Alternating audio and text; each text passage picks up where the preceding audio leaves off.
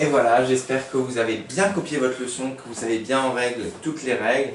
Donc les mots en féminin, je me cache devant les exercices. Les mots féminins en T prennent presque jamais de E, sauf 12 exceptions. Il y en a 5, du coup la jetée, la pâtée, la portée, jeter, pâter, porter. Il y a la dictée. Et il m'en manque une. La pâtée, j'ai pas dit. Et la montée, j'avais oublié. Voilà. Du coup, nos 5, on les connaît bien. Ensuite, on a nos mots en et qui prennent toujours un e, sauf la clé. Voilà. Du coup, les exercices dans le cahier du jour sont les suivants. Les noms féminins en t ou e. On garde le titre d'avant. Exercice 1, bon, ceux qui n'ont pas, je vais vous donner ça sur Classroom, hein. Mais ceux qui n'ont pas la feuille ou qui n'ont pas d'imprimante, bah, vous recopiez, pas de souci, hein. Du coup, premier exercice, je comprends ce que je fais, surligne les bonnes réponses. Vous, au lieu de, ceux qui n'ont pas d'imprimante, au lieu de les surligner, vous recopiez juste, par exemple, la bonne réponse. Ok? Voilà.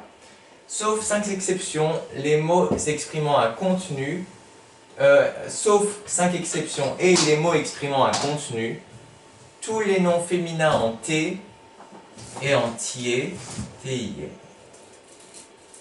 s'écrivent soit nanana, soit nanana. Ok? On est bon. Sauf, deuxième question, du coup, sauf une exception, tous les autres noms féminins terminés par E s'écrivent soit E, soit LE. À vous d'écrire. Et c'est, les noms qui expriment un contenu se terminent tous par E ou EE. On est bon? C'est parti. Ensuite, deuxième question. Écris la fin des mots suivants en T. C'est parce que c'est l'écriture phonologique. En fait, en alphabet phonologique, ça se prononce T, même si c'est écrit T. En complétant par T ou TE. Attention, il y a une exception qui s'est glissée dans la série. Du coup, il faut la dessiner. Ils disent dessine un feu rouge à côté d'elle. Du coup, vous pouvez mettre voilà, ça. Un feu rouge ou un panneau attention. Voilà. Ensuite, vous êtes bon. Du coup, il faudra mettre la célébrie, etc., etc. Ah, zut.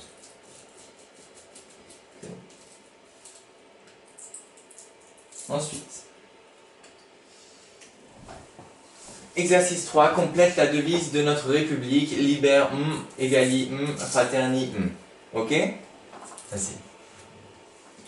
Exercice 4, complète la fin des mots en et pour écrire le contenu des mots suivants. Une rang, une gore, une, etc., etc., etc., etc., etc. Voilà. Allez-y, aussi. Faites attention, il y a des pièges. Ensuite, 5. Écris la fin des mots suivants en complétant par T, T, T ou E.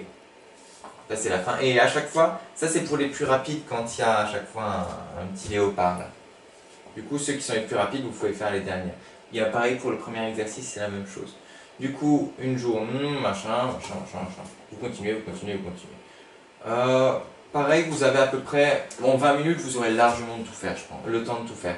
C'est très rapide. Voilà. Du coup, vous êtes bon, ça va faire. Je vous donne la correction ce soir. Bon travail et bon courage à toutes. Et on se retrouve tout de suite pour le sport, je crois.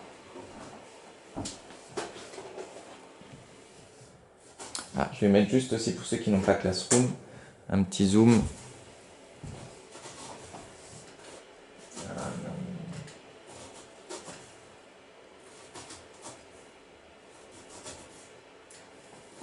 Zoom 1.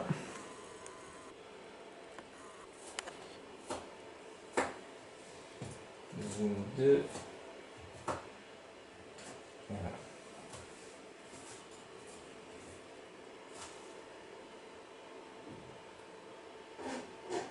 Et on est bon. Bon courage à tous.